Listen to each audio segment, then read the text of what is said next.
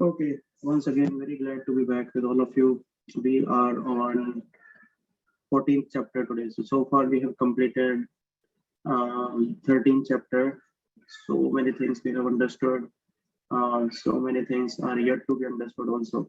From 14 to 18, there's an ocean of knowledge that Krishna is going to share about this material world, uh, material nature, um, living entities, about him, about devotion. So there are a lot more things we have to cover. In in one of the previous chapters, Krishna was saying Tesha Maham Samudharta Mrityu Sansar Sagarat. Mrityu Sansar Sagarat. Sagarat means ocean. And Mrityu Sansar means this word Sansar is full of birth and death. And it is compared as ocean. So this is an ocean of birth and death. Now, why it is compared with the ocean? Because like you see in the ocean, always you see some waves are coming. Sometimes the waves are very not very dangerous. Sometimes waves are little more dangerous. Sometimes very dangerous. And based on the height of these waves, we get some feelings of adventure.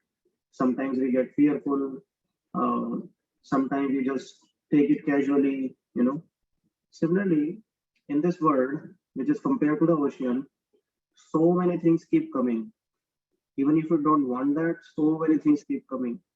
So, and then we get similar emotions. Sometimes we get adventurous.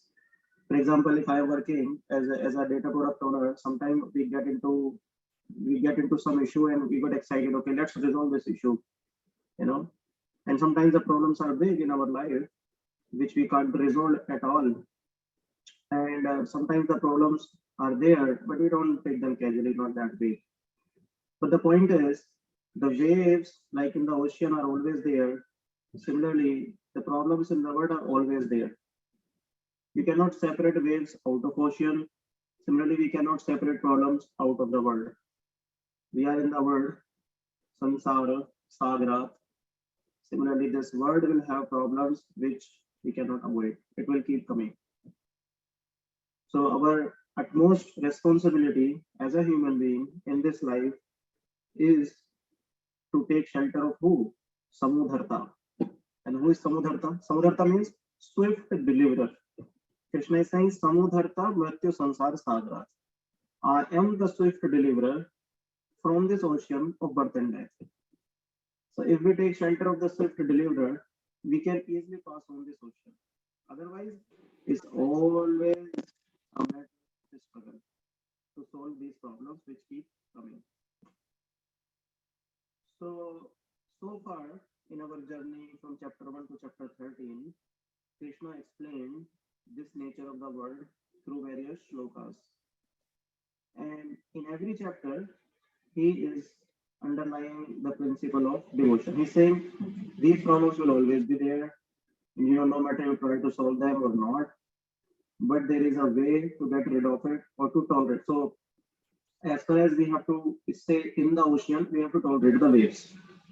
Similarly, as far as long as we have to stay in the world, we have to tolerate the problems or resolve them or whatever way. Some problems you cannot just resolve, you have to tolerate them, and there are some problems which you can solve with a peaceful mind. So, in whatever way, if we take shelter of the swift deliverer of this world, then there is no issue because he gives the intelligence. We are safe.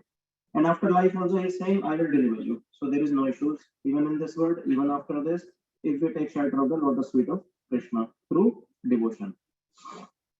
Now, in this chapter 14, Krishna is going to tell about about material nature itself. So Krishna said, okay, I told you about devotion and everything, but let me tell you some other aspects of this material nature so you can understand that you are actually bound. Sometimes we don't understand we are bound. Oh, I'm chanting Hare Krishna, having nice prashadam, ecstatic kirtan and everything, but I don't feel like I am stuck in this world. It's like a prison house. So in the prison house, there is a prisoner. In the prison house, and he is getting nice food, and he is dancing, jumping. He is not thinking of getting out of the prison. For some time, whatever enjoyment he is having through chanting, dancing, he is just fine with that. And rest of the time, he is struggling in his own problems. He is not understanding that he is in the prison. So Krishna is telling the nature of this material world in this chapter. So we understand that we are actually bound, and we have to get rid of the prison that we are in. Okay. So it's like this. I give you an example. So let's say there is a bottle which is filled with nice dry fruits. Now there is a cow which is walking from the cow is walking on the way, and cow looks at the bottle.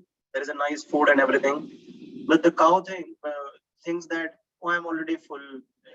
It's fine. So he just passed by. The cow she doesn't take anything from the bottle. A monkey keeps jumping from the tree, and he comes there, and he looks at the bottle, and he says, oh wow, that's nice bottle, so many dry fruits, and a banana is there, amazing. And he puts his hand in to pick some items from the bottle, but then his hand gets stuck in the bottle, and immediately a hunter comes and catches the throat of the monkey and kills him. So that's another nature. The third example, let's say, in the same example, third type of animal, let's say a bear. A bear is just walking very lazy, always in sleepy mood, and he looks at the bottle. Even though he is hungry, he wants it, but he is so lazy, he doesn't take endeavor to go to the bottle and pick some item from there, or to try to break it, or put some endeavor to eat that stuff in the bottle. So in these three examples, what we are understanding, the first one, cow, is self-satisfied. Oh, I am fine with this much what I have, I am happy, satisfied. And she passes by. Monkey is full of desires, unlimited desires. Even though monkey's belly is full, even though monkey's belly is full, even after that, monkey is trying to get more items into his belly because of unlimited desires. And what is happening? He is getting stuck there. And what happens? The hunter comes in. So stuck means he gets stuck in the material world, and then the hunter comes there. And as soon as hunter is like death for human, for living entity, and death catches and kills the person. And the third thing we see, beer. So it's like laziness. Even though but there is no action performed, or there is no contemplation that you need this food. Nothing is happening there. So in living entity also has three natures, but one is satisfied, whatever has, fine. Third is over endeavor, monkey example, over endeavor, so for something that I want. And third example is laziness. These three examples are the main thing. Always remember them. We are going to discuss these three types of nature of living entities. So first one, cow, is mode of goodness, monkey is mode of passion, and the third one is mode of ignorance. It is called Satguna, Rajoguna, Tamoguna. Okay. Now let's get started. Before we dig into the shlokas of this chapter, it is important we just recall real quick what we discussed regarding modes of material nature in previous chapters. So Krishna was telling in previous chapters that my adhyakshena prakriti, which means in my direction the material nature is working. So as you see in this picture, we have Krishna, and then we have three ladies here. So you consider three ladies as mode of goodness, passion, and ignorance. And they are like, you see again, these ladies are driving the living entities like puppet. So these are all ropes, you see, these are all ropes. And they are driving the living entity in whatever way they want. Correct? And another important thing is, because sometimes people get confused with this, so it is important that I call this out. One person is not tied with only one rope. There are multiple ropes. What that means is, A person will have mode of goodness, mode of passion, mode of ignorance, mode of goodness plus ignorance, mode of passion plus ignorance, mode of goodness, passion, ignorance. So like that, he's completely bound, is what I'm trying to say. Here, similarly here. So when we say three different modes are binding a living entity, it doesn't mean the person is bound only by one rope of mode of goodness, or by only by one rope of mode of passion, or only by one rope of mode of ignorance. Not like that. And he is not only bound by three different ropes, but he is bound by multiple ropes in the combination of them. Okay. Is there any question so far? Okay. Let's move on to this. So I'm just trying to set some um, idea before we really dig into the shlokas. Otherwise, we'll get confused if we directly dig into there. Okay. So similarly, as you see in this picture, what happens is mode of passion. The person have unlimited desires to fulfill, and one of them is sex desire. So he becomes a womanizer, trying to find different opposite sex and have indulge in them. So Krishna says, okay, I gave you the human body, and you are doing this, nonsensical things. So he gives the body which is fit for this, becomes dog. Similarly, this is an example of mode of ignorance, tamoguna. So person becomes very lazy, sleeping, or postponing work. Not today, I will do it tomorrow. When tomorrow comes, or not today, I will do it again tomorrow. So like postponing, he's very lazy to do things, or he's feeling lethargy, like that. So these are all examples of ignorance. Then comes example of goodness. In goodness, person understands that he contemplates actually. So what happens in passion, he doesn't contemplate. He first act and then contemplate. Why he is acting real quick without contemplating? Because the desires are very much inside the heart. And because of this insistent flow of desires, he's continuously acting.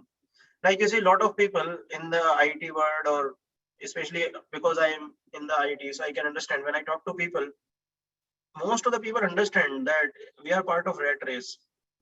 Most of the people here understand that there is no point of earning so much money. What is the use ultimate? They understand everything, but the desires are so much that they just keep working 18 hours, 19 hours, continuously working. In ignorance, person neither act nor contemplate, just lazy, lethargy. Mode of goodness, he will contemplate and then act. So this is still better. Satoguna is still better than tamoguna and rajoguna from ignorance and passion, because person here will contemplate.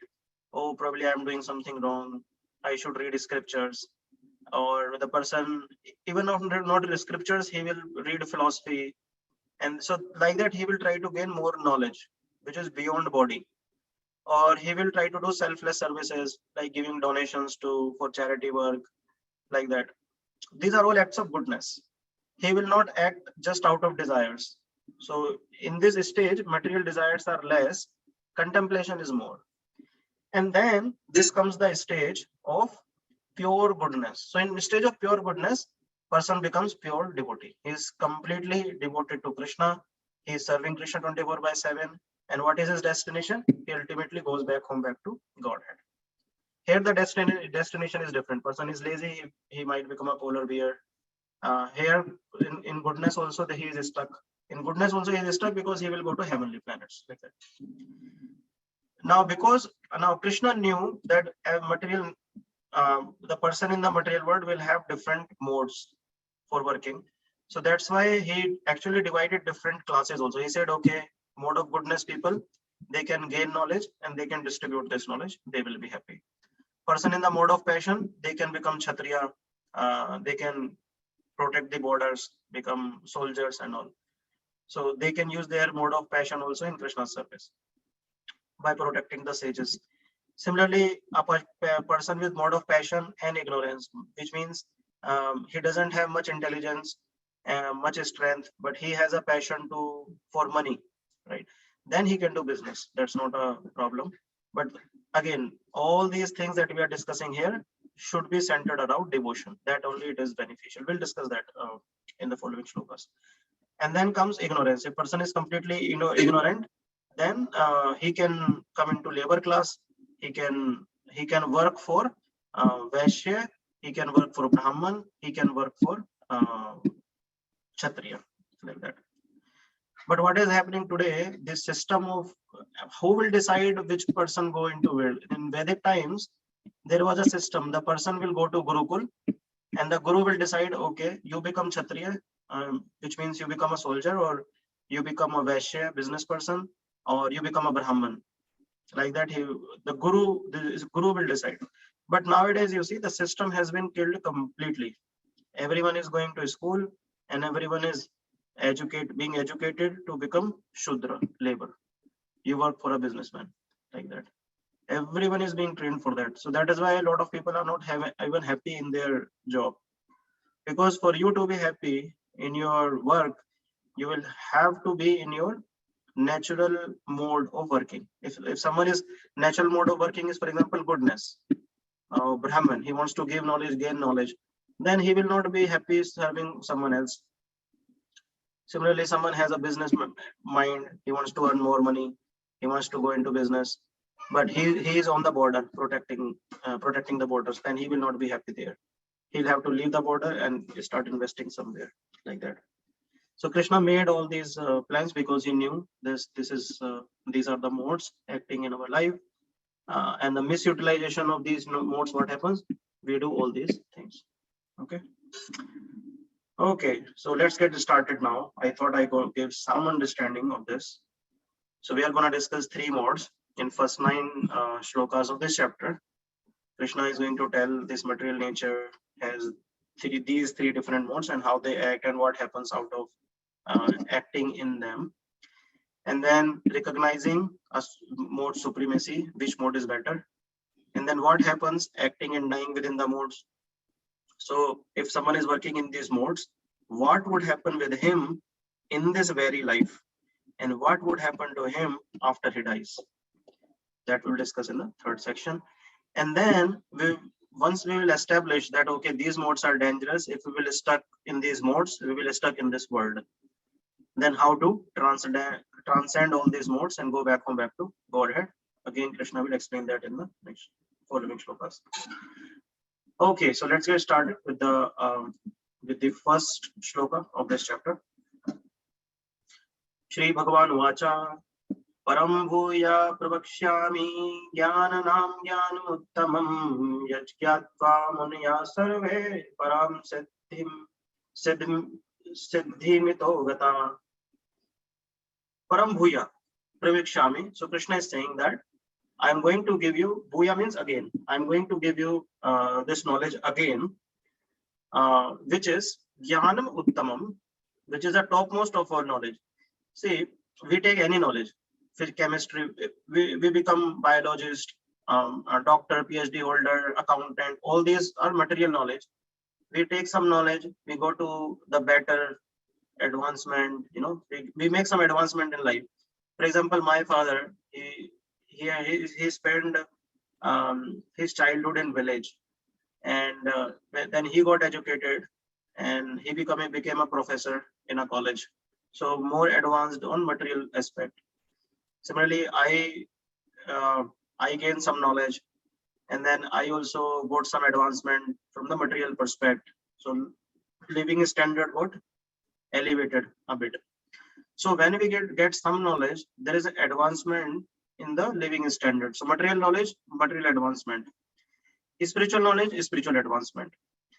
Now, when we say Gyan Uttama, which means any type of knowledge you take, okay, I'm taking material knowledge, no problem, you will make some advancement in that. But this knowledge that Krishna is giving, he's saying it is Uttama of that material knowledge also. Why? Because the material knowledge will stay here in this world, and you will not be happy, even though you are having money, but we are still not very happy because we are not able to take decisions. A lot of people, even though they are educated, they are not able to make decisions. Why? Because they don't have Gyan.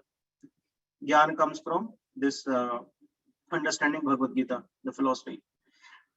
And the spiritual knowledge also, when so many people are following so many spiritual paths, and they have their own mental speculation about their destination. So let's say one person is striving for some siddhi.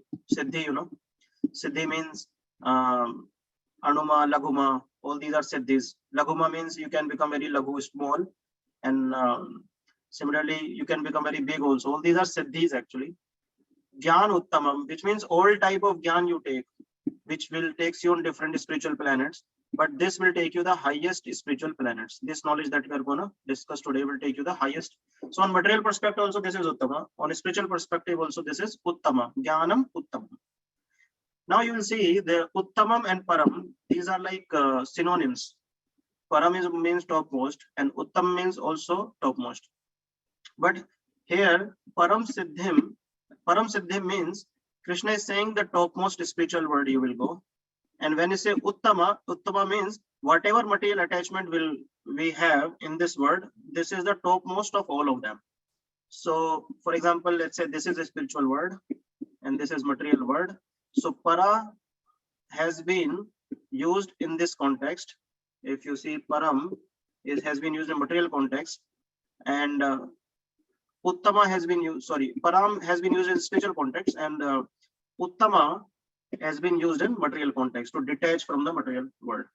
Anyway, let's quickly see the translation of this. It says the Supreme Personality of Godhead said, again I shall deliver to you this supreme wisdom, the best of all knowledge, or knowing which all the sages. So Munaya.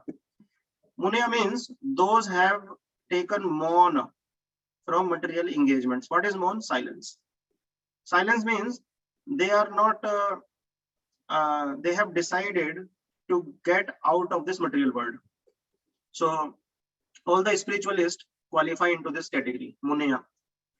All type of spiritualists, if we put into one category, then Krishna is saying that all of them, those who are trying to get some higher thing in this world, which, and they don't know about Krishna and anything like that, all those spiritualists, after gaining this knowledge, have attained supreme destination.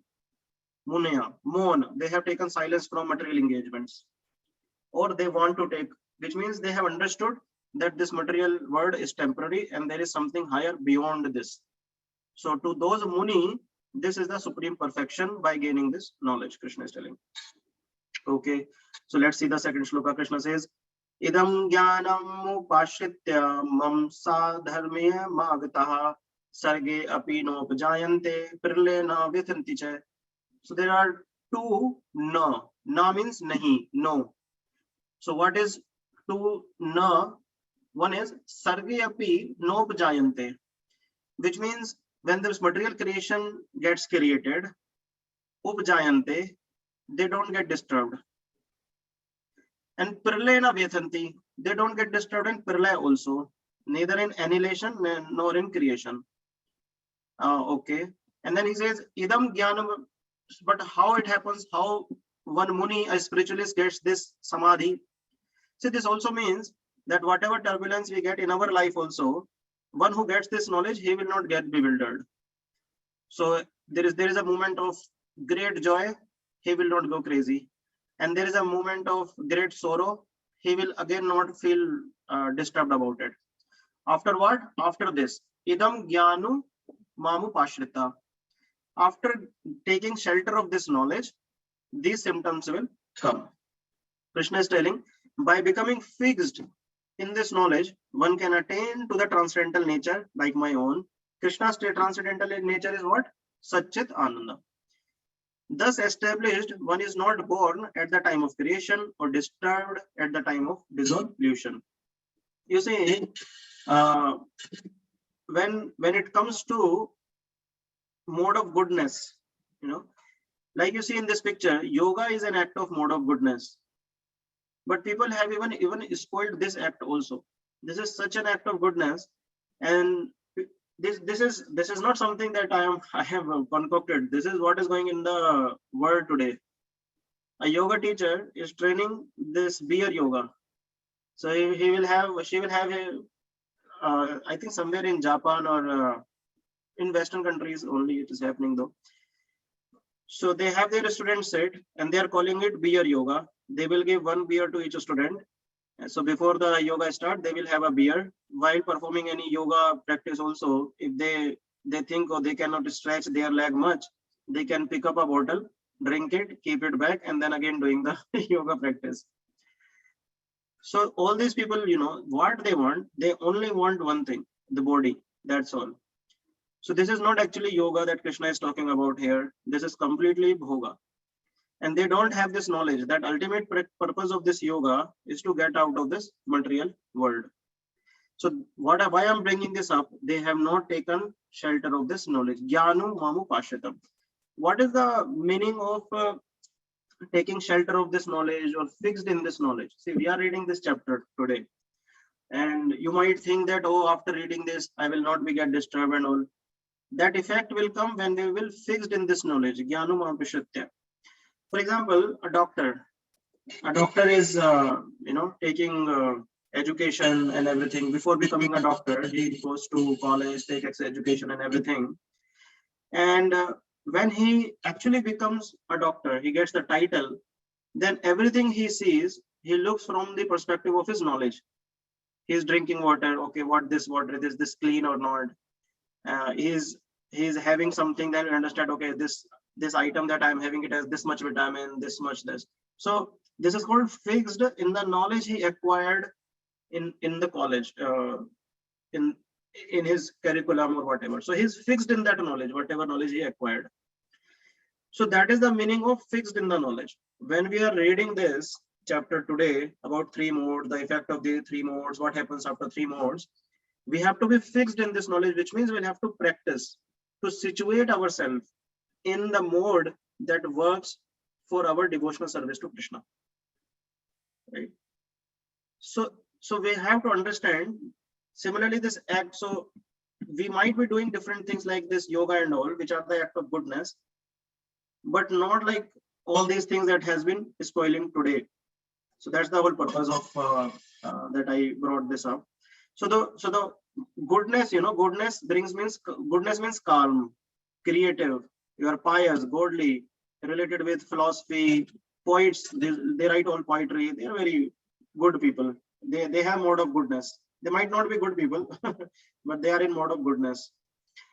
Similarly, in mode of passion, person takes initiative due to intense desire for what? Sense gratification. So we'll discuss all of them. But the point is that even we have to take shelter of this knowledge that we are going to discuss today. Devesh, you have a question?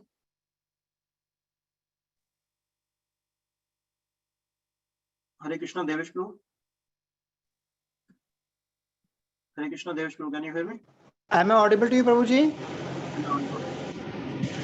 Prabhuji, my question is that you said that we have to be fixed in this knowledge. But it's always tough to be fixed. Reason being, whenever any situation comes, we forget that what we have learned and what we have to do. And we act only to make the situation worse. So how to overcome it? That we will discuss. These shlokas will come. How to fix us in this knowledge. Okay. We are on just third shloka. In the following shlokas, we'll discuss it. Mamyo nirmahadbrahma tasmin garbham dadatmyam sambhavta sarvabhutanam tato bhavati bharata.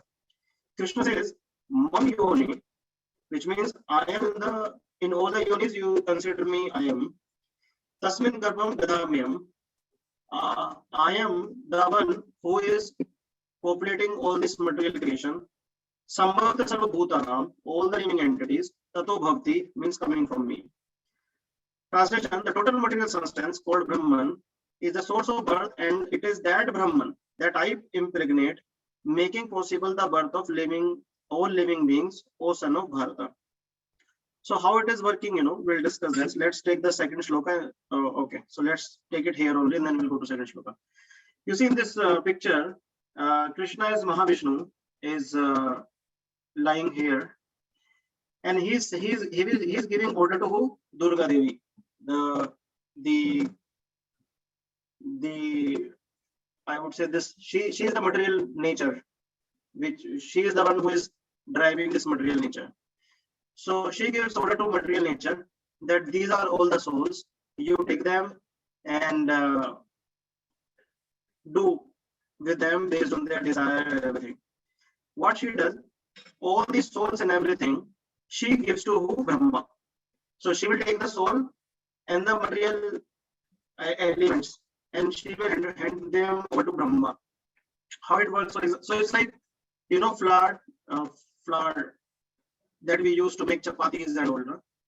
So it's like giving someone a flour, and then he will give different shapes with that flour. So Brahma takes the material elements, all the souls and everything, and based on souls' previous karma, he will give different shapes to them. So, for example, you see a man and woman, they will beget children. Similarly, animals will associate; they will also beget children. So Brahma, what he does, he will take those souls, and based on their destination, he will place them in different wombs. And with this comes different creations. Some will become human, tree, in animal also different animals will become. So ultimately, who is impregnating? Krishna. Krishna is saying, I am impregnating this material nature. I am impregnating. I am giving everybody the intelligence and everybody. I am the ultimate authority who is driving this entire material creation. So you see, this is entire material creation. Krishna is driving this everything. Krishna is saying, okay, these are the souls. Durga Devi, you take them and hand them over to Brahmaji. Brahma take all the souls and the elements of material nature from Durga Devi, and then he starts implanting them into different bodies. Now, in the same line, Krishna says, Sarva yonishu konteya, sarva yonishu konteya, murtaya sabhavantiya, tasam brahma mahadi yonir aham bija pradapita. This is important. Bija pradapita. Krishna is saying, I am the seed giving father. It should be understood that all species of life, O son of Kunti, are made possible by birth in this material nature, and I am the seed giving father. So as you just understood, Krishna is the seed giving father. Now, for example, you see the tree, a mango tree, there is a mango, and mango have a lot of seeds. If let's say there are no mangoes in this world, then can a nature produce any mango? There is no bija. How can nature produce a mango? So that bija comes from Krishna. Krishna says, I am the seed giving father. So when the seed comes into nature, then the trees start coming out of that seed, like that. Now, also this point is under issue. There are 4 types of yoni, 4 types of living entities in this world. One is called Viviparos. Jarayuj. In Hindi, it's called Jarayuj. Jarayuj means those living entities, the ones directly come from the womb of mother.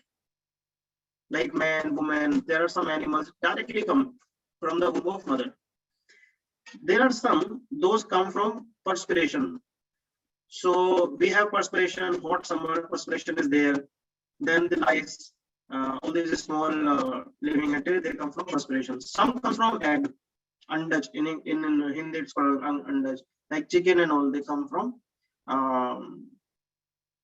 egg. Similarly, some come from earth, like trees, etc. They come from earth. So when Krishna says Sarva Yonishu, means all the 4 categories.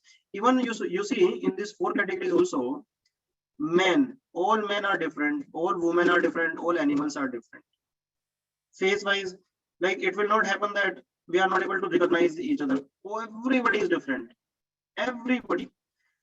So Krishna is saying, so Krishna, even though not only different types of living entities are coming, but they are different also. And Krishna is saying, Sarva Yonishu Konteya, and he's saying, so Krishna is the seed giving father of all Sarva Yonishu. All type of living entities are coming from Krishna. Now this is so wonderful. Prabhupada was saying in one of the lecture that all these big scientists, they are puffed up that we have built a nice aeroplane. Can they build a nice aeroplane which can produce more aeroplanes? In this such a mini helicopter aeroplane, Krishna has not only built the aeroplane but placed a driver also inside this. Not only that, the same aeroplane can produce more aeroplanes like him. So Prabhupada was saying that whoever is puffed up that I am doing something, producing something, he should try to build some aeroplanes like Krishna has made. So, and similarly, Prabhupada in the same lecture was chastising Darwin's evolution theory also. For example, Darwin says that we came from monkeys. There were apes, and they evolved millions of years. After that, they become what? Men. Now the question is, there is a monkey, there is man. Who are the people in between? That they call missing link, and they try to fill it by giving different arguments. Now this is complete propaganda going on. Even Darwin also knew that this is not a perfect thing that he is telling. Because in science, from science perspective also, if you see, everybody has a different DNA. Nobody has the same DNA. Some properties might be same. For example, father and son, they are very closely same, but not any DNA can match with other DNA 100%. So how come this evolution of theory will justify this DNA? Correct. Even the theory also in science, it is said that the event should be observable and repeatable. Then it will be accepted as a theory. So if you see in the Darwin evolution theory, this is not observable, that a monkey is becoming a man. A kind is not changing to another kind. You cannot observe that. Why? Because he is saying this is a phenomenon of millions of years. It keeps happening millions of years, and then something gets changed to something else. It's not repeatable also because you cannot observe. How would you observe its repeatable nature? So we have some proof, right? We have Bhagavad Gita as a proof where Krishna is directly saying that I am Bija Pradapita. So we don't need to rely on science at all. Then comes the fifth shloka of the chapter. Sattvam rajasatam iti guna prakriti sambhava nibadanti mahabhavo dehe dehinam abhyaktam. He's saying dehe means this body. Dehinam means who is inside the body. Who is inside the body? Soul. We are inside the body. So what about them? Krishna is saying material nature consists of three modes: goodness, passion, and ignorance. Now coming the point that there are three modes. What is that? Sattvam, Raja, and Tama. Iti guna, all these three guna, all these three modes are there in material nature. So he's saying material nature consists of three modes: goodness, passion, and ignorance. When the living entity comes in contact with nature, dehe dehinam, O mighty armed Arjuna, he becomes conditioned. He becomes conditioned by these three modes. Now take an example of coal factory. For example, if you go into a coal factory, immediately it gets dirty. And someone says, oh, you are, how come you entered in? And person says, I don't know, I just entered in here, I just end up here. I don't know how to get out of it. So similarly, if you ask anyone, okay, you came into this material world, how? He said, I don't know. I'm just taking birth life after life. Sometime I was a dog, now I am a son. In the next life, I might be a pig, I don't know. But the point is, Krishna is telling, as soon as one comes in the contact with the material nature, he gets dirty. Dirty by what? Conditioned by three modes. He's conditioned by those three modes. Conditioned means he starts acting in that way. For example, we have been discussing this example in previous classes also. Some of my friends who took birth in Bihar, in that atmosphere they were in, everybody was trying to become IAS officers, some get a job there, in the government service. So they got conditioned to chase for that position. That is the effect of conditioning there. As person who takes birth in the business family, he doesn't think of getting placed in a government, in an IT company, in a private company or government company. He is always into business. He always wants to go for business. So this is called conditioning. Similarly, in this material world, there are three modes that actively work: Satagun, Rajagun, and Tamagun. All these three modes keep working. So as soon as we comes into this material world, immediately he gets conditioned, he gets dirty of these three modes. He starts acting in these three modes. Remember that picture that we discussed beginning? There were three ladies have ropes in their hands. The person, as soon as lands in the world, in this world, immediately one rope, two rope, three rope, immediately all these three ropes will get hold of them. So there is a flow how it works. Person gets contact with material nature, and because he has selfish desires to enjoy separately from Krishna, he starts acting or contemplating. He either contemplate that what I am doing, what I should be doing, or the desires are so strong that he immediately starts working on them. So if he is contemplating, after that he is acting, he will contemplate after that, like that. Now let us understand how do we get conditioned by these modes. So we understood that, okay, we land in this material world and immediately we get infected by these three modes. So how these three modes work on us, let's understand this. Okay. So let's see how these three modes are working. Yat sattvam nirbalatvat prakashakam anamayam sukh sangena badnati jnana sangena chana. So there are two bandhan, there are two ropes or two types of conditioning which is happening. One is sukh sangen, he gets attached to happiness, and jnana sangen, he gets attached to knowledge. Let's read the translation. O sinless one, the mode of goodness, being purer than others, is illuminating. Prakasham anamayam. Being purer than others is illuminating, and it frees one from all sinful reactions. Those situated in that mode becomes conditioned by a sense of happiness and knowledge. So how does it work actually? So you might be thinking, oh, that is very good, because here Krishna is saying being purer than others, it is illuminating. And then you think, okay, it was freed also from all sinful reactions. That is very nice. But then we read conditioned, which means the conditioning of happiness and knowledge is also not good. You see, which means more goodness is also binding for us in this material world. I give you an example. So you see in these pictures, all these people, Albert Einstein, George Bernard Shaw, Gandhi, all they are great philosophers or scientists.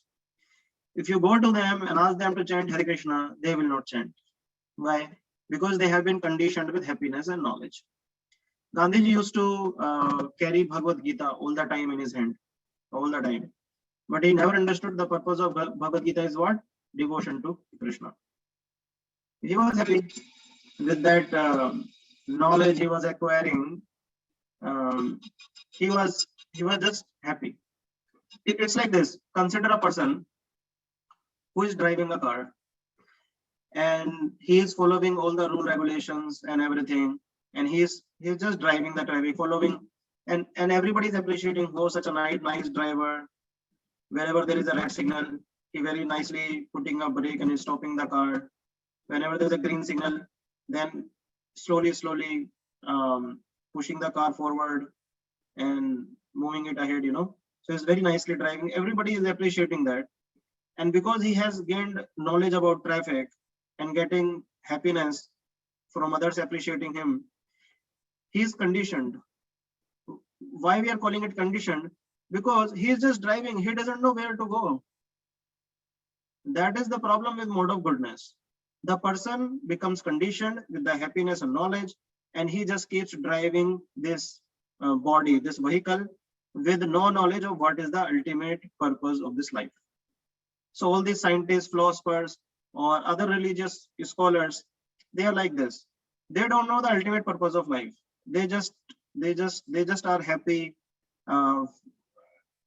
in knowledge, or the appreciation coming from others, or the good work they are doing, like charity work and all. And because of this, they don't think about anything beyond this material world.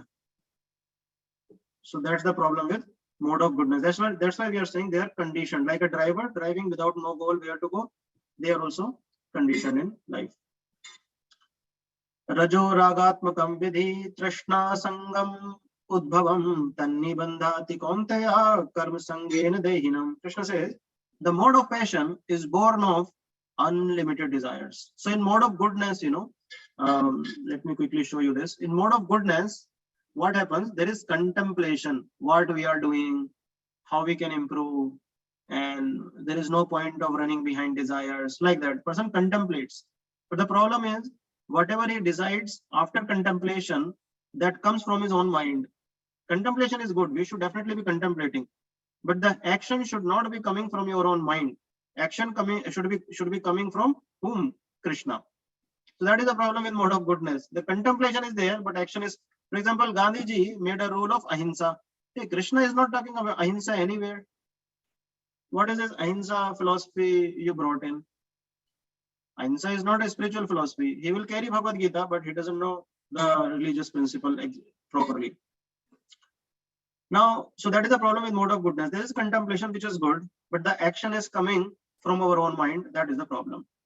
What is the problem in Rajoguna? Let's see. Rajo ragatmakam vidhi trishna sangam samudbhavam tannibandhati kauntaya karma sangena dehinam. Krishna says mode of passion, which means this Rajogun, is born of unlimited desires. Unlimited desires, so many desires, and longings. Longings means I want this anyhow or other, I just want it, crying to get it. O son of Kunti, and because of this, the embodied living entity is bound to material fruitive actions. Which means there is action, but the contemplation happens after what? After action is performed. So living entity comes with contact with material nature, there are material desires, fine.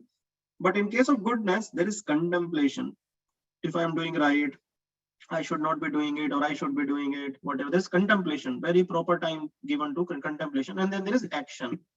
Oh, sorry. In this case of passion, there is action immediately. Contemplation comes later. Why action is coming immediately? Because there is a strong desire to do something. For example, in case of anger, what happens in case of anger? Person just want to immediately rebel to what he heard. Oh, my insult. Immediately, he's not thinking what is the outcome of this anger, right? Similarly, a person who has let's say a lot of lusty desires.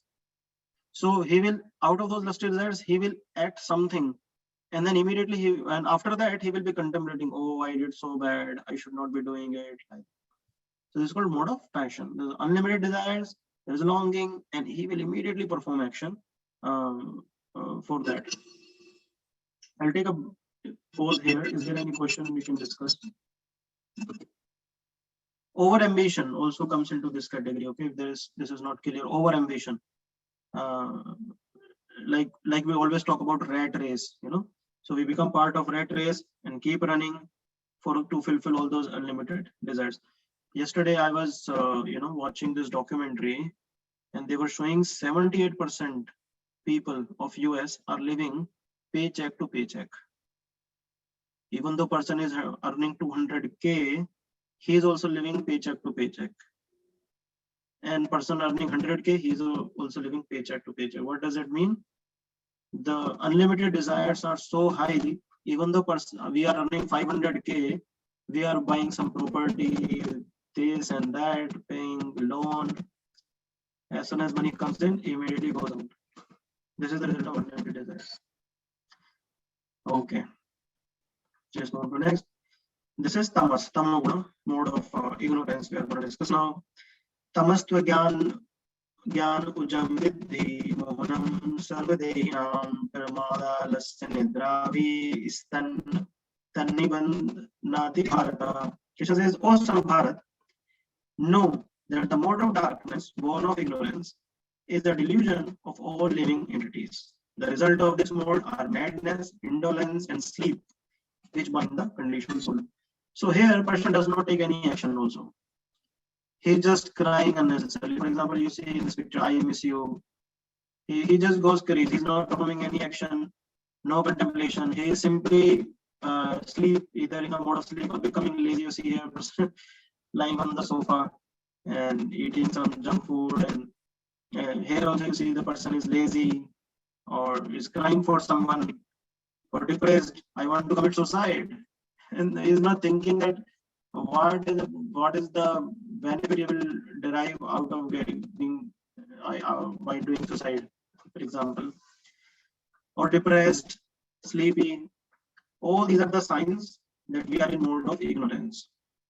Ignorance means the person doesn't know what is to be done, and because he's not able to fulfill his desires, he gets morose and just go to sleep like that, or depressed. Okay. Sattvam sukhe samjayati raja karmani bhata jnanamavrityatu tama parmade sanjayatu. O son of Bharat, the mode of goodness conditions one to happiness, passion conditions one to perfection, and ignorance covers one knowledge, binds one to madness. Parmada. Here the word tu is used to signify that this mode of ignorance is so bad. Tu. Sometimes we address someone as tu, which means as an insult to someone. This tu has been used for ignorance. It is the ignorance is so degraded that it covers one with madness. Person becomes mad out of this. Now you see the person in mode of goodness, he is happy, and that's why he is conditioned. You give him chanting, he will not chant. In a person in mode of passion, he just want to fulfill all the desires, so he will go to all these activities where he can go for adventure, or he's not contemplating what would happen with what I need to do with my life. And then there's ignorance. Person will have suicidal thoughts, depression.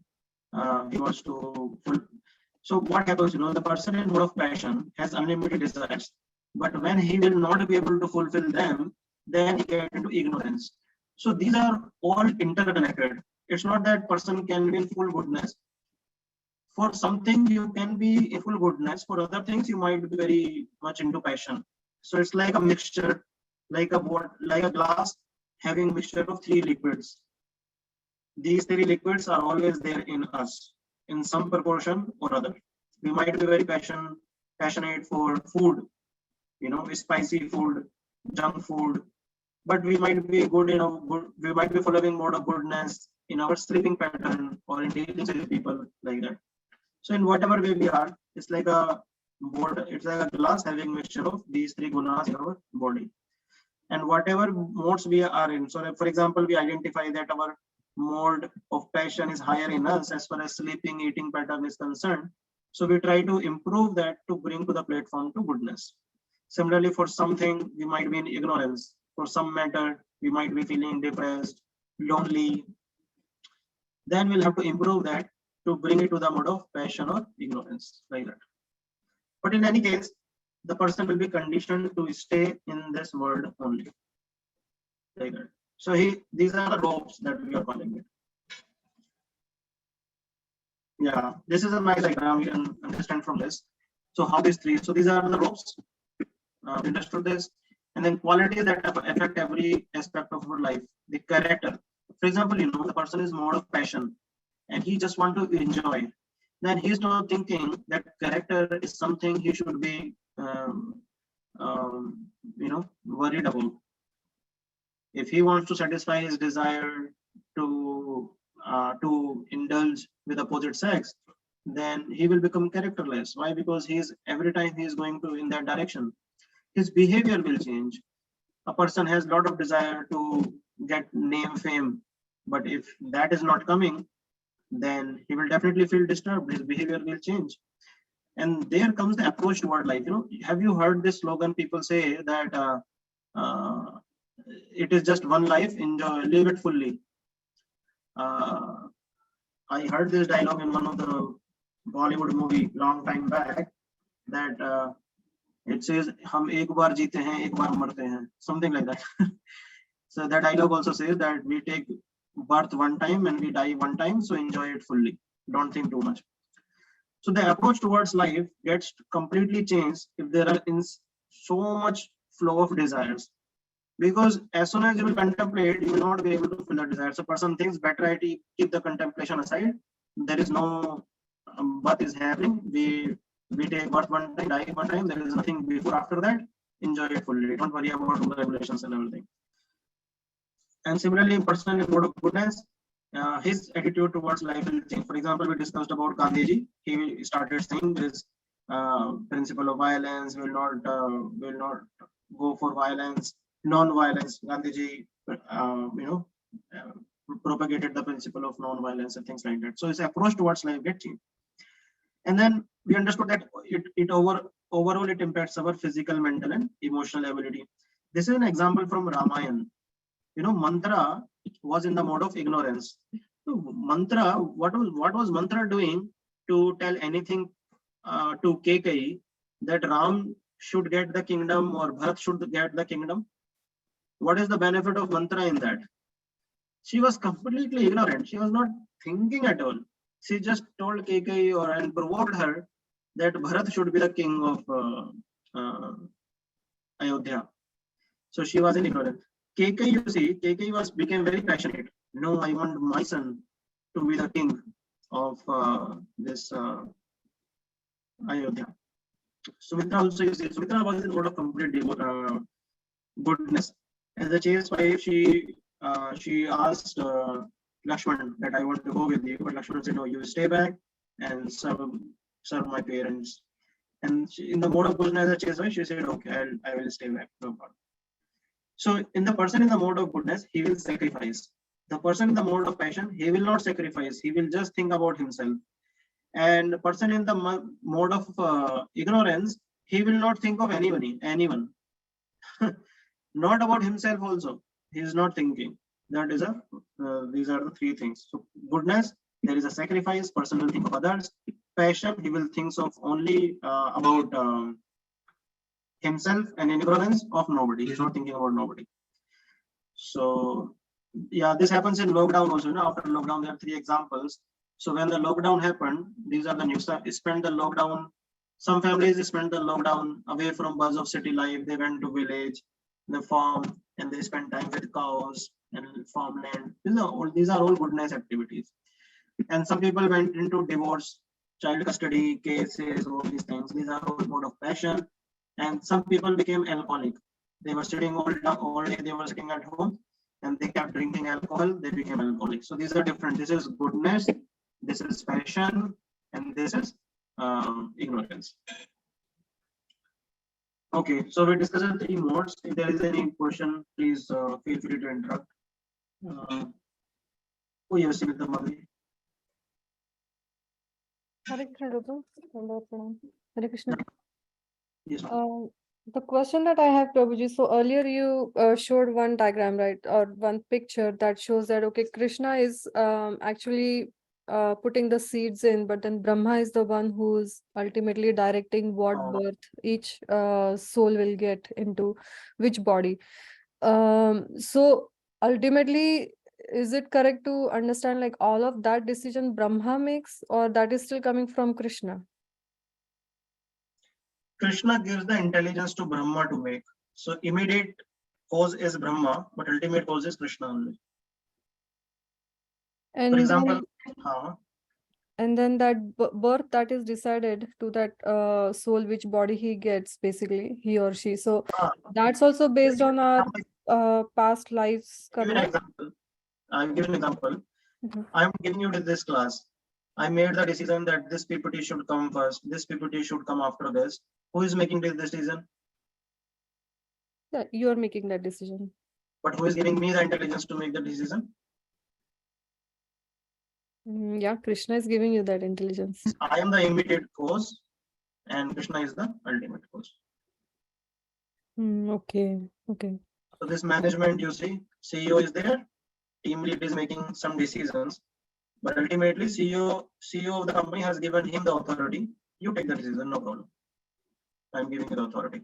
Okay, so Brahma is just getting that authority to do it, but ultimately he's getting the intelligence from Krishna. Okay, and then out of my next question, Prabhuji, is like out of these three modes of the three modes that we learned. So whichever one is stronger in us, Is that based on our previous births? That's a good question. Actually, nobody asked me this question on the first slide. That's why I thought I will cover this up. So there is a tug of war goes on. Mhm.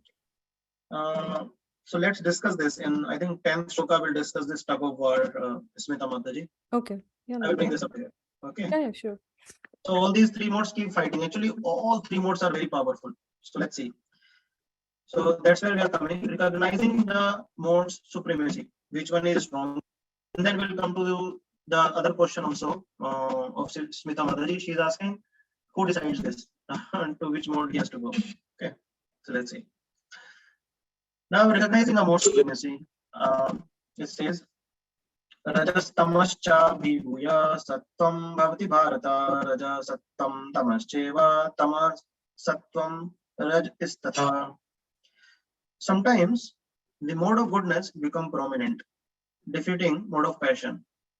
This here rajas tamas cha bhibhuya sattvam, which means to raj and tam, sattvam is defeating. So raj and tam means mode of passion and ignorance. Sattvam is defeating. So that's why we are saying mode of goodness becomes prominent, defeating mode of passion and ignorance. And then he says raja tamas tamascheva. Sometimes tamascheva is defeating raja and tama. Sometimes the mode of passion defeats goodness and ignorance. And then he says tamasata rajasata. Sometimes this raja becomes prominent, defeating who? Defeating goodness and passion. And in this way, there is always competition for supremacy, like a tug of war keeps going on. I give you an example. In morning, we don't want to wake up, right? The Satguna is asked, so through Satguna, what happens? We get intelligence. So Satguna means intelligence. Intelligence saying, no, you should wake up early in the morning. It's already 4:30, you should wake up. But then Tamoguna is lesser though, but that time is more of a, so that time is more for mode of ignorance, Tamoguna. Mode of ignorance is, no, you should take more time to sleep. You are already tired. You slept at 11 o'clock last night. It's okay if one day you will not go to Mangal Aarti, that's fine. It's not a big thing. Okay. So mode of ignorance is pushing you to sleep more.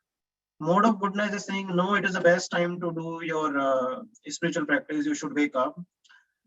And then mode of passion also sometimes pushes you early in the morning, saying that, oh, if you open your laptop, or if you go to work early, then you can do a lot more work, earn a lot more money. So this is just one instance. Like that, in every field, in eating also, for example, your mode of ignorance, your mode of goodness will say, more this spicy food is not good for you. You should not eat spicy food. The mode of passion will say, once in a while is fine. Anyway, there is a cheat day. I can cheat a little bit, that's fine. And mode of ignorance will say, better than cooking is to just order and have some outside food. Like that. There's a tug of war keeps going on. Which one becomes more permanent decides our free will. What we want, where we want to use our free will, that becomes a winner. Understood this point, everybody? Anyone has any questions so far? This tug of war is in the material nature itself, and it comes in us, and to the atmosphere, the conditioning around us, one mode will become prominent in us. With that mode, now all three modes are there, but one mode will become prominent for something or other. For example, I am habituated to wake up early in the morning. Mode of goodness will be definitely prominent is winning, because I'm conditioned to wake up early in the morning. And Tamo, the mode of passion and ignorance will not be able to do much to me. Correct? So that becomes prominent. But again, it is my free will. If I want, I can give myself to mode of passion or ignorance. Correct? Similarly in eating, similarly in dealing with people, in my work also, everywhere. All three modes are there. And this is my free will that decides which mode I want to take hand of. That's all. So that answers your first question, Smita Mataji, the tug of war. Yes, Prabhuji, the tug of war I understood. So ultimately, I mean, so this tug of war is even present in our current life. Is that what you're saying? Or is this pre-decided for us? No, no, every moment this is there. Okay. Every moment it is there. For example, late night, if we are watching mobile, doing something in mobile, then we have given authority to mode of ignorance. Okay, you take control of me and let me do uh, what I'm desiring. But my free will says no. Even though I'm desiring to do all these things, I should not be doing it because mode of ignorance is what? Not good for me. So I will give credit. I will give myself to what? To mode of goodness. I will go back to sleep. So basically, then that is our intelligence that will decide it. Free will. Free will drives the intelligence. Intelligence grows body, and then like that. You know that diagram, no? We discussed Yes, yes, yes. that loop that goes on. The free will goes to mind. Mind goes to intelligence. Intelligence like that. Okay, okay. Got it, Prabhuji. Thank you so much. Okay. Now, yeah. So anyway, now someone can say that now there is a question. For example, someone is saying that a person is taking in a mode of for a person to birth in a business class family, and there are a lot of desires because of that conditioning he is having. Similarly, one person is taking birth in a family which is very pious, always in mode of goodness. But again, they are taking birth out of their previous karma, and then karma was decided by their desires. So they had their desires and they started doing karma accordingly. And then Krishna is fulfilling their desires by giving them birth in different families so they can fulfill their desires. So ultimately, who is driving their modes? This is karma. This is the desire that they started to desire, karma, they took birth accordingly. But now, because they have understood this philosophy, we can take charge of our life and saying that no matter whichever mode we have been conditioned in, more or less, we will get out of these modes. How that we'll discuss in the following shlokas. Okay. So now the question is, okay, there is tug of war keeps going on in our life between these three modes. What is the effect of these three modes? If I take, for example, I am giving authority to mode of goodness, then what would happen to me? Or I'm giving authority to mode of passion, what would happen to me? Giving authority to mode of ignorance, then what would happen to me? For example, if I just want to sleep whole day, what would happen? If I want to just run behind my fulfilling my desires, what would happen? And what would happen if I contemplate, stay back, and think about my actions and then act? Then what would happen? So that we will discuss now. सर्वद्वारेषु देहे अस्मिन् प्रकाश उपजायते ज्ञानं यदा तदा विद्याविद्रदं सत्त्वं मित्युत. It says manifestation of mode of goodness can be experienced when all the gates of body are illumined by knowledge. See, dehe ismin means, Krishna is saying dehe ismin means in this body. Ismin means this, dehe means in this body. Which means what? This mode of goodness can be decided to use only by human beings. That is why Krishna is not this sarva. Previously, Krishna was saying sarva bhuteshu, means in all bodies, I am the one who is working as bija pradapita. I am the seed giving father to all the. But here, Krishna is specifically saying there is a benefit of mode of goodness is what? All the gates of body are illusioned. But in what body? Krishna is saying only in this body, which means only in human body. Which means only human can force themselves to come on the platform of mode of goodness. They can completely come on the platform of mode of goodness. But as far as animals are concerned, they will keep struggling between goodness and passion. They cannot force themselves to come on a particular mode. That's the problem. I mean, on a mode of goodness. They cannot, for example, polar bear, he keeps living 6 months in a year. He cannot force himself to do charity work, come on a mode of goodness, or do chanting. All these things he cannot do. So like that, only mode of goodness, human body can come. And Sarvadvarishu, all gates of the body are illuminated. What is the meaning of illuminated? Illuminated means now all gates of body. For example, one gate is what? Mouth. Other gate is ear.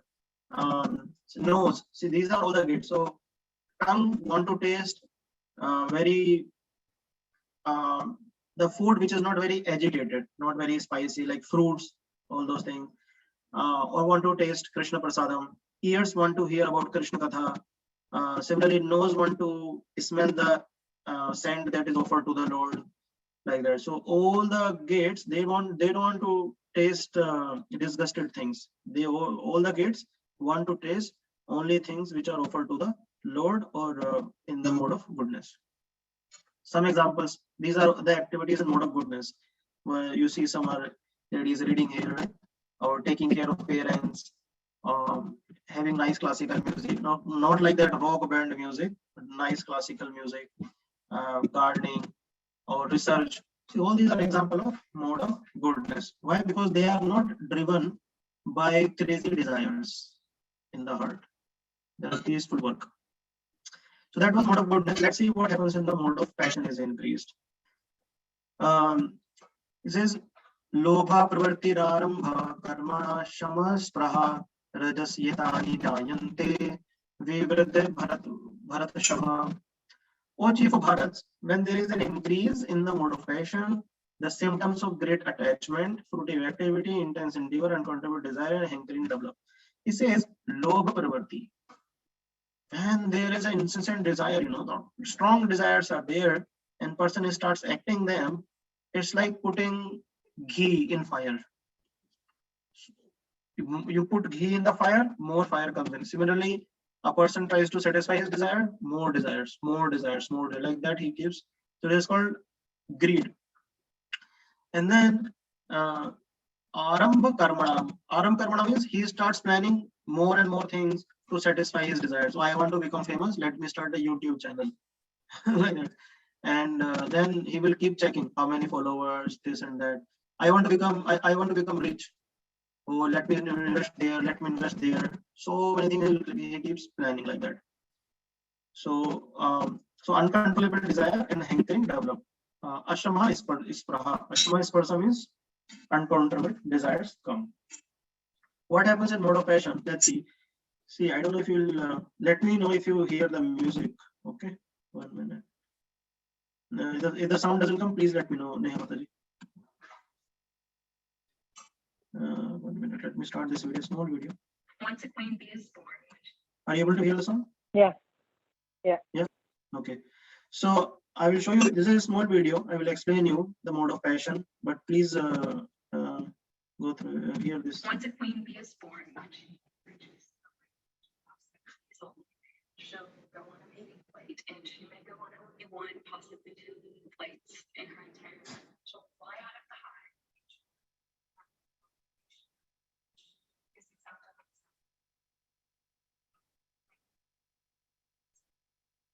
So she is telling that the bee goes to drone. Drone means male bees, male honeybees.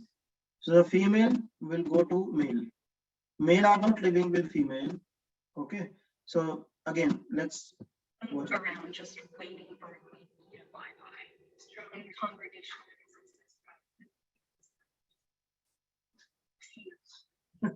But if a queen bee flies by,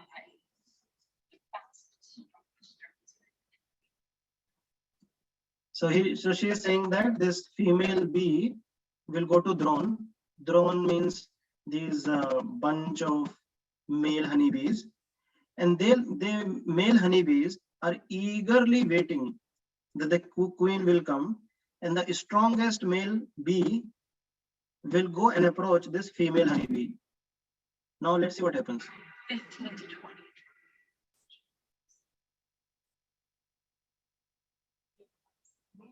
This one's maybe 13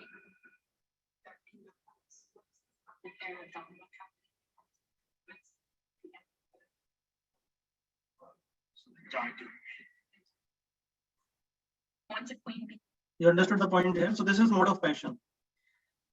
These drone, the male honeybees, they are waiting for female to come, and even though they know that they are going to die, they know that they are going to die, but the desire is so strong to associate with the female bee that as soon as female bee comes, these male bees, they start fighting with each other. That no, I will enjoy this female, I will enjoy, I will enjoy. And some of the strong male ones, they will associate with female bee, and as soon as they will associate, immediately die. That's how they have been built by nature. And that's how it happens in mode of passion.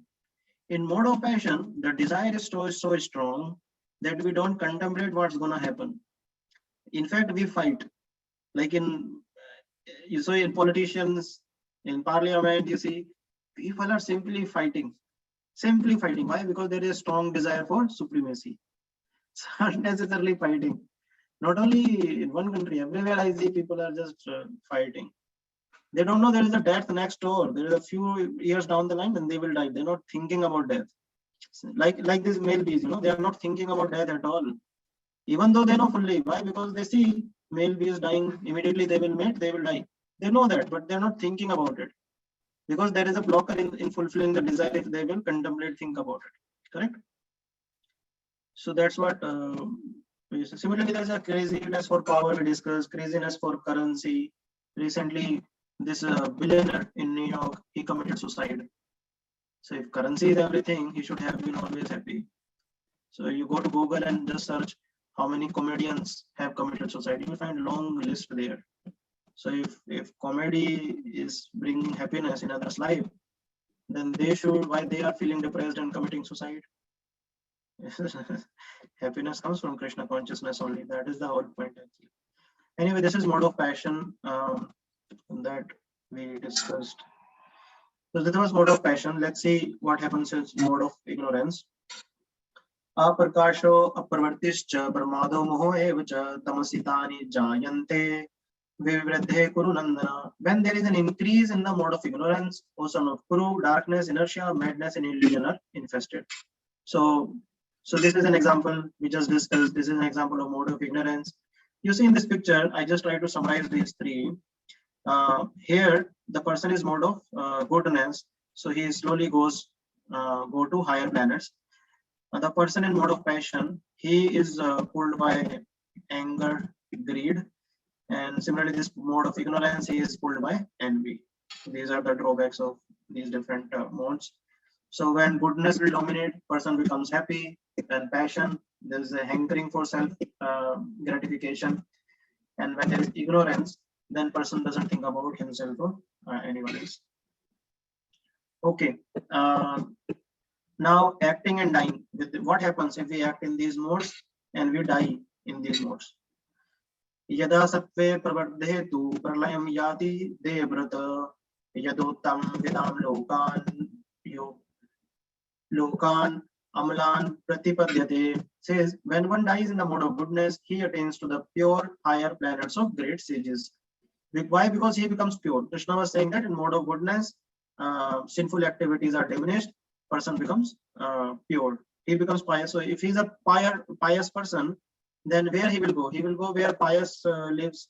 So he will go to, you see in this picture, this is the demigod's place. So he will go to demigod's place. He will stay there.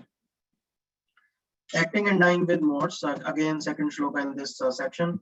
Rajasi parlayam gatva karma sangha gishu jayate tatha pralin istamasi mood yonishu jayate. Says when one dies in the mode of passion, he takes birth among those engaged in fruitive activities.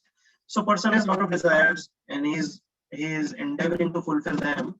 Then what would happen? He will again come into the same family to perform his karma, to fulfill those desires. But if one is ignorant about his duties and is always sleepy or eating nonsensical things, which comes in mode of ignorance, then he will take birth into animal kingdom. Otherwise, here he will stay in this world only. Then karmana sukartasyahu satvikam nirmalam phalam rajastu phalam dukham ajnanam tamsa phalam. So there are three phalam Krishna is talking about here. Rajastu phalam dukha. So that is the result of being mode of passion. There is misery. A person will keep running behind fulfilling his desires, definitely he will be miserable. And ajnanam tamsa phalam. If person is in the mode of ignorance, then he will always remain bewildered. What to do, what not to do, I am confused, like that. Foolishness. Prabhupada translated that foolishness.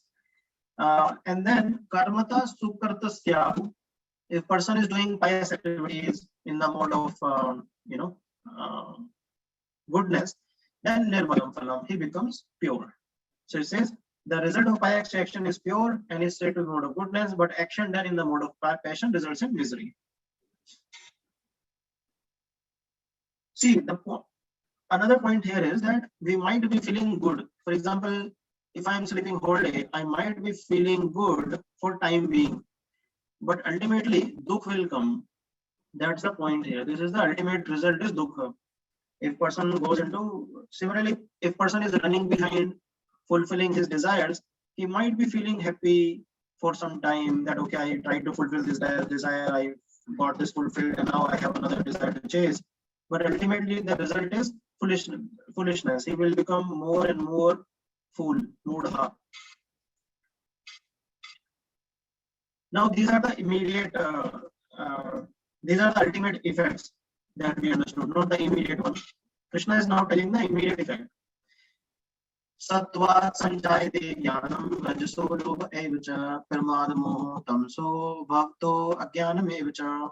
From the mode of goodness, real knowledge develops, which means this mode of goodness is best for us, for the devotees. For the devotees, mode of goodness is best. For example, waking up early in the morning, eating food which is not very spicy, and dealing with people in a nice way with a feeling of gratitude. These are all mode of goodness. And this is the best platform to perform devotional service, because that's where real knowledge will develop. But what happens with mode of passion? Greed develops. Obviously, we discussed, you put ghee in the fire, fire becomes more ghee, more fire. So a person in mode of passion, running behind fulfilling his desires, he will try to fulfill them, and then the desire will increase for more and more and more. And then what happens with mode of ignorance? He'll develop foolishness, madness, and illusion. What happens in one, so this is the Krishna is telling ultimate destination, that one will stay here in mode of ignorance, one will stay in this world, I mean the animal kingdom with mode of ignorance, in the same world, human beings with mode of passion, and goes to heavenly planet with mode of goodness. Yeah. Okay, coming to the last section, how to transcend these three modes, mode of passion, goodness, and ignorance.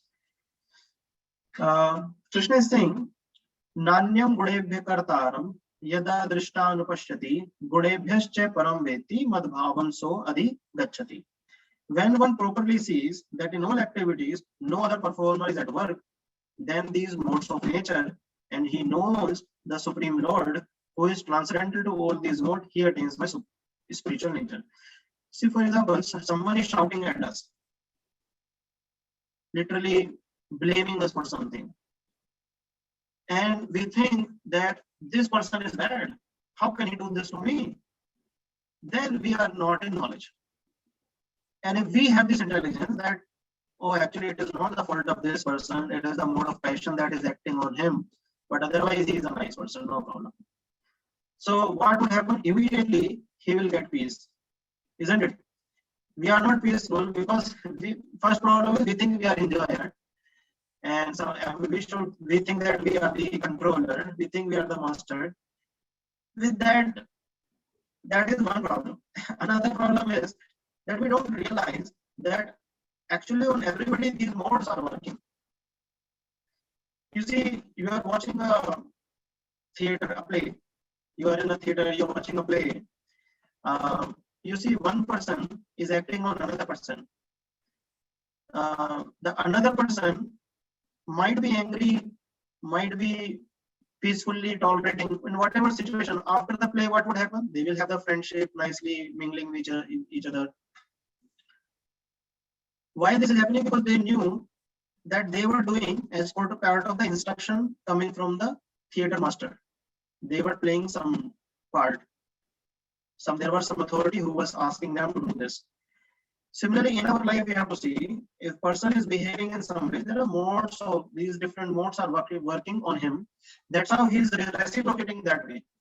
So if we start looking at this world around us, within us, that these modes are working, and we are able to deal with people from our side in these in the mode goodness, and from our other people's side, we understand that okay, these modes are acting, then we actually become peaceful, and we will fix up in devotional service, and then we will be able to attain Krishna's nature. Krishna's nature is Satchit Anand. That's what Krishna is telling here.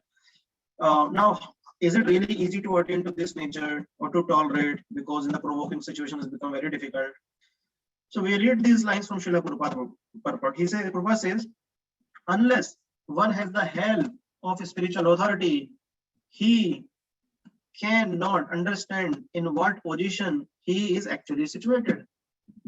Now, this is important because you don't know. You might be thinking, I'm I'm in mode of goodness. No, it's like glass is filled with three different liquids.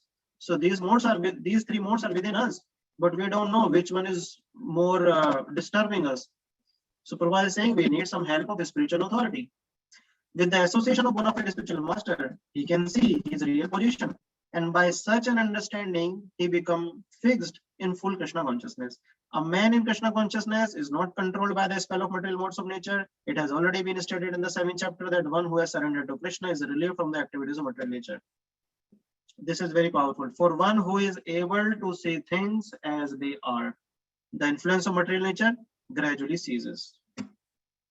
But who will be able to see things as they are? Who has the help of spiritual authority? So this is how we have to work. So the idea is we work under a spiritual authority who keeps guiding us in our spiritual life. What would happen with that? With that, the spiritual authority will keep guiding us. How do we keep our consciousness pure in our day-to-day life? How do we engage ourselves in Krishna service? And once we become fully spiritual, then these modes of material nature cannot touch us because we are completely pure. It's like policemen will keep us in the prison house only until we are committing a crime. But if we are not committing any more crime, then police has nothing to do with us. Similarly, these modes of work. If we want to enjoy separately from Krishna, these modes will start acting us. But as soon as we become completely pure, all our activities are for Krishna, then these modes cannot touch us. Gunanitan atitya dehi deha samodavan janma mrityu jara dukhar vimukto mrityum ashnute. When the embodied being is able to transcend these three modes associated with the material body, he can become free from birth, death, old age, and their distress, and he can enjoy nectar even in this very life. Now, Arjuna is thinking that these modes are so difficult to overcome. Is it really possible for one to transcend them? So he's asking this. This is the first question from Arjuna in this chapter. Arjuna vacha kailalingasthrin gunanitan atito bhavati prabhavo kim achara katham chetams trin gunan ativartate. Arjuna says, "Oh my dear Lord, by which symptom is one known who is transcendental to these three modes? What is his behavior and how does he transcend the modes of nature?" So Arjuna is saying that is there anyone who has transcended all these three modes? If yes, then what is his behavior? How does he transcend? How is it possible for him to transcend this? Because you are saying that person comes into the material nature, immediately he gets caught out of these modes. So how to transcend them? That's what Arjuna is asking. And then he has these questions also, that who has transcended, what is his behavior? So there are 4 shlokas on this. So in the 20th one, Krishna will explain first question of Arjuna, where he's saying by which symptom one is known, transcended to these three modes, and what is his behavior. All these behaviors are coming in 23rd to 25th shlokas. I'll quickly read the translation. The Supreme Personality of Godhead said, "O son of Pandu, he who does not hate illumination, attachment, and delusion when they are present, or long for them when they disappear," which means he's out of duality now. He is unwavering, undisturbed through all these reactions of material qualities, remaining neutral, transcendental, knowing that modes alone are active, who is situated in the self and regards alike happiness, distress, who looks like a lump of earth, stone, piece of gold with an equal eye, who is equal toward the desirable and undesirable, who is a study. So he is telling so many qualities here, who treats alike both friend and enemy. But the problem is that these are, so first thing is that we'll have to practice all these, but are they really difficult to practice? Let's see, Prabhupada purport. We'll take probably 5-10 more minutes. We are left with a couple of more shlokas. That's all. So we'll read Prabhupada's purport here. Prabhupada is saying, when a living entity stays in this material world, embodied by material body, it is to be understood that he is under the control of one of these three modes of nature, right? We understood this, that as soon as one comes into this material nature, he immediately gets caught. Prabhupada further says, when he is actually out of the body, then he is out of the clutches of material modes of nature. But the problem is, we'll keep getting the body. Body is not stopping. We die, and then immediately another body, die, immediately another body, right? So, but as far as, but as long as we are having this body, we will be getting caught by modes of material nature. Then what is the problem? What is the solution? Prabhupada says, but as long as he is not out of the material body, he should be neutral. So three people are fighting, you stay neutral, otherwise you will be pulled in. It's like that. He's saying you stay neutral. He should engage himself in the devotional service of the Lord so that his identity with the material body will automatically be forgotten. So if you stay neutral, that is not a very long-lasting situation, because soul wants to stay active. So either he will engage with the modes of nature, or the best for, and then he will get into trouble. But the best is that he engage himself in the devotional service of the Lord. So that way modes of nature will keep acting, but he will not be affected. When one is conscious of the material body, he acts only for the sense gratification. But when one transfers the consciousness to Krishna, sense gratification automatically stops. And the last line in this purport, Prabhupada says, transcendently situated, the devotee becomes automatically free. The one who becomes transcendently situated, modes of nature doesn't work on him. Again, same principle. If there is no crime, police will not look at us. He need not try to become free from the influence of modes of material nature. And then in this shloka, Krishna is telling how does one transcend the modes of nature. We'll see one video also Srila Prabhupada. In the translation, Prabhupada says, one who engages in full devotional service, unfailing in all circumstances, at once transcends the mode of material nature, and this thus comes to the level of Brahma. Let's hear this video, Srila Prabhupada. What is that?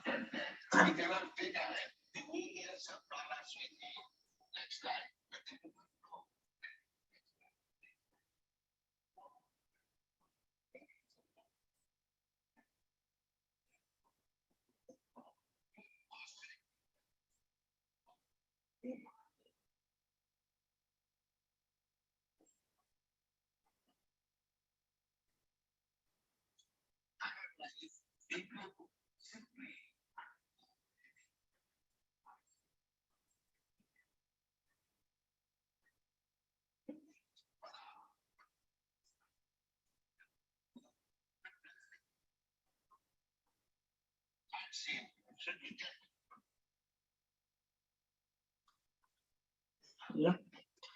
So yeah. And then Krishna says, Brahmano hi pratishtha amritasya vyavasya vacha sasvatasya cha dharmasya sukhasya kantikasya cha. And I am the basis of impersonal Brahman, which is immortal, imperishable, and eternal, and is the constitutional position of unlimited happiness.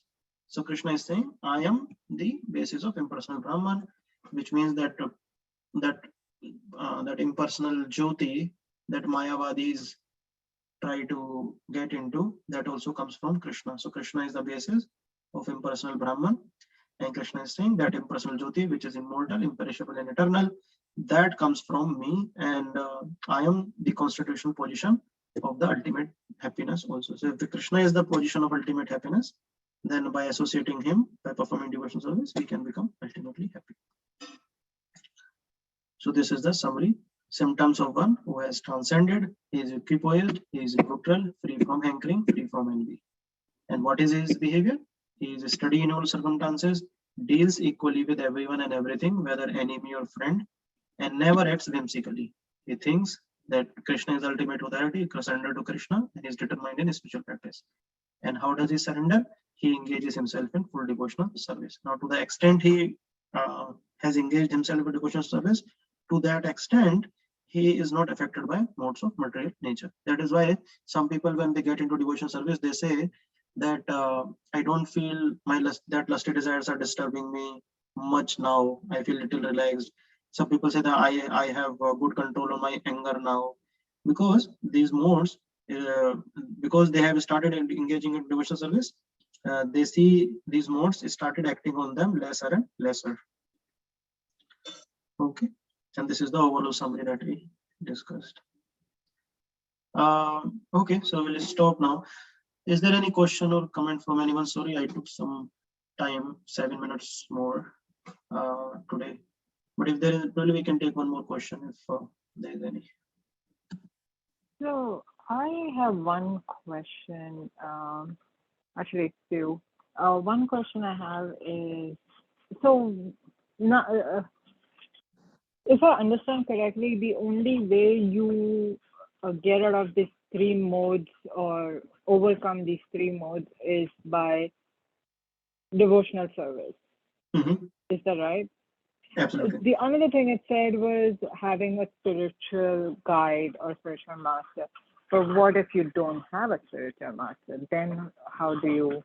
And when we say devotional service, what does that mean? Like chanting, association, like the ABCD entails the devotional service, or Yeah. devotional service is saying, hey, I know you're the personality of Godhead, supreme personality of Godhead. Like, does the accepting of Krishna as a supreme personality of Godhead is a devotional service, or doing the ABCD is the devotional service? Yeah, these are the components of devotional. See, devotion comes with, so take an example. For example, there's a boyfriend and girlfriend, and the boyfriend is saying that I am devoted to my girlfriend, and he is devoted for the namesake. He is not doing anything for the girlfriend. Then this devotion is sentimental, because he is not doing anything. And similarly, there is a boy who is serving, but he doesn't have any devotion also. He is just serving, oh, it is my duty, I am serving. So it is just a duty, but there is no love involved there. So that is why when it comes to Krishna, we call it devotional service, which means we perform some service to Krishna with devotion, with our full heart, with our love towards him. So that is devotional service. Now, how do we perform that? That's where comes the components of it, which is ABCD, which means we associate with devotees, we do book reading together, we discuss this philosophy, chanting, C is chanting, and then D means everything that we have in our life, not only food. D means diet though, but everything, even though I go to market, buy some clothes, new car, anything that we have in our life that comes from Krishna's mercy. So we offer that to Krishna first, and then as prasad, we accept it. So this is one. And then you talked about a spiritual guide. So what happens when we start our devotional life? We don't get a spiritual master immediately. A spiritual master means getting initiated, someone who is taking the responsibility to give you mercy, to help you in spiritual life. We start with Shiksha Guru, we call it, which is called someone who we are interacting with in group calls like this. Personally, we are sending our status that this is what I chanted, this is what I read, and who is also guiding us that, okay, you read this book, you hear this thing, who is continuously guiding us on our spiritual life. And anything which is disturbing our spiritual life also, we take guidance from him. That becomes our immediate spiritual authority for that time. And once we become more advanced, more mature, and we find out, okay, he is my spiritual master and he can initiate me, then we take initiation from him, and then we can directly take the guidance also from those higher authorities. So that way, so it's like a student who goes to school, he has many teachers to teach him about how he can become a doctor, engineer, or accountant. And later, when he passed out his degree, he is now qualified himself to teach others to treat others, to serve others. So the same goes in spiritual life also. We have spiritual teachers, which become our spiritual authority. And once we become advanced, then we also start guiding others, helping others, serving others. Sorry, does that make sense, Nematari? Was I able to answer your question?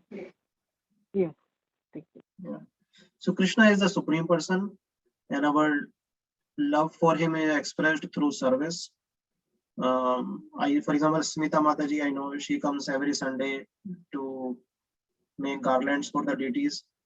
So that's one service that she has been doing. So any kind of service that we do, chanting is the topmost service for Krishna that we do. Then comes other services. So everything is devotional service. Some people might say, I don't chant because I don't feel my heart in there. But the good thing is in Krishna's service, even if you don't want it and you do, the heart starts following after that. That's not a big problem. I see my one of my college friend, I started talking to him last year, January. After a year, he started chanting 16 rounds. And few months back, he was into some problem, and he was saying that I sometimes feel that I'm spending 2 hours on chanting, and because of which I'm not able to focus on this. Then I said, no problem, you don't chant, you don't need to chant, stop chanting, no problem. And then he said, no, I can't leave chanting actually.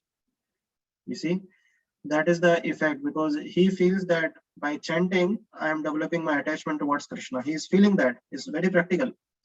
That is why he doesn't want to leave chanting. So I have seen this. Whoever comes in contact with devotees and starts serving, even though he's not chanting, slowly he will start chanting also. He will start increasing his devotion towards Krishna more and more. So even if there is no devotion in the beginning, little devotion, through more and more service, we can increase our devotion towards him. Does that make sense, or it is too heavy, Nematari? No, it does make sense. If does anybody else have a question? If not, I had one more. Yeah, please go ahead. You can ask Nematari. So another question that I did have was, this is not the three modes, but so what happens when we say we pray for somebody? Like, what are we doing? Like, let's say I say, hey, I'm going to pray for this person. So what exactly are we doing? Like, are we praying to Krishna for the good of somebody else, or what exactly does that entail? Like, I was just curious. When I say, hey, okay, I'm going to pray for this person, and I'm going to do one round for this person, what exactly are we doing? That the one who is praying, he only can tell. No? We can ask him. So let's say I say, okay, I'm going to do one round for the good of somebody else, or for somebody's health, or something else. So what exactly am I doing? Like, am I telling Krishna, please help that person? Like, I don't know.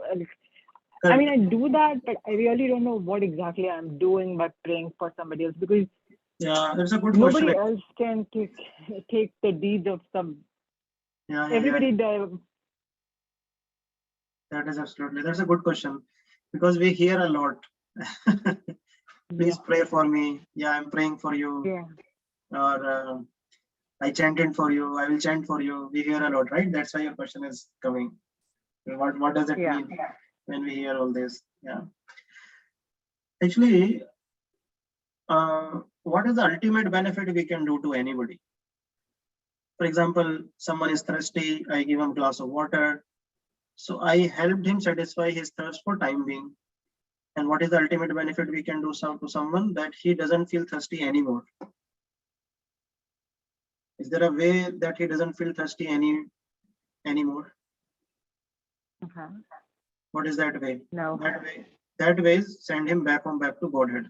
So prayers might be of many times. Someone is thirsty. I might pray for him, or he gets some water so he can satisfy his thirst.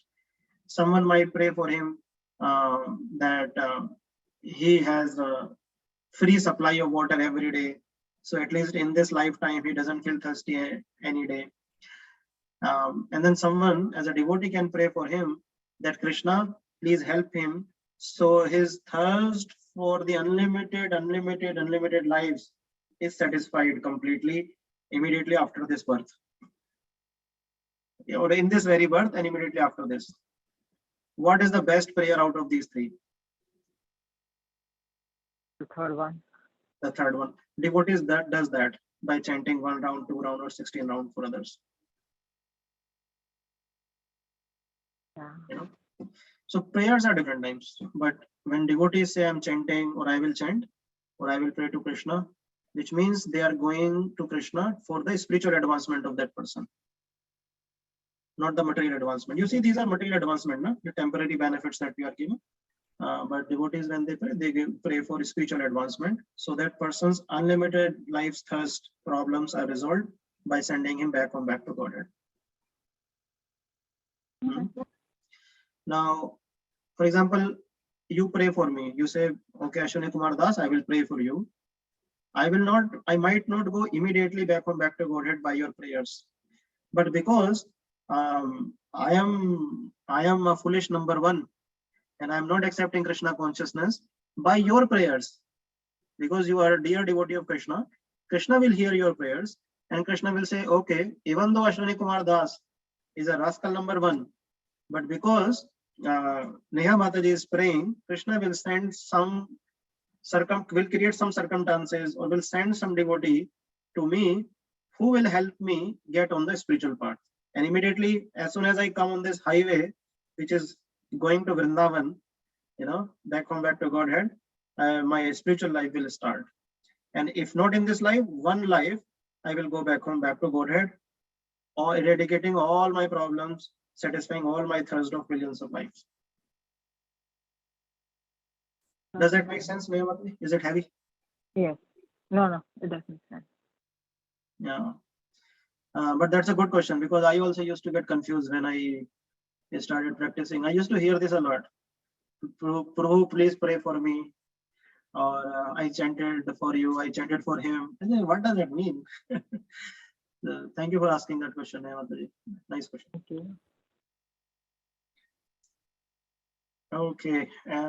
Anyone else has any other question? Okay, we'll stop now. Thank you all for joining. Hare Krishna.